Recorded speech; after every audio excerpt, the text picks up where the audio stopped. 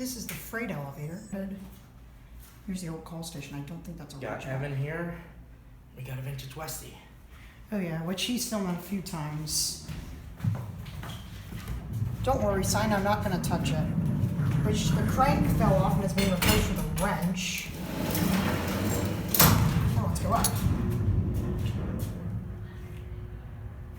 Delstrom. There's 6 floors. Yeah. in This place. Does this thing self-level? No. Okay, well I'm gonna make sure I let go of it. There's 6 up there. Single speed, 19, I think the haul station out there is 31, replaced. something like that. So yeah, I'm pulling a wrench to operate the elevator right now. This thing is amazing, really old. This thing has been seen on videos on YouTube before. I don't know what that's about. And make sure I'm gonna let go of it. Right now.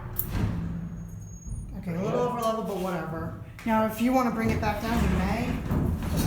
Old wooden floors. Vertical door in the back, but a horizontal sliding gate in the front. Westinghouse.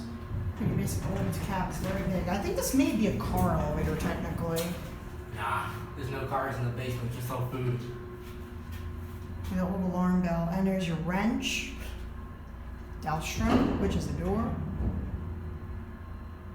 This thing is amazing. Maximum number of passengers, 46, 10,000 pounds. Now, if you don't mind, could I open the back door? You want to film the passenger? Oh, yeah, sure. Yeah, we can do that.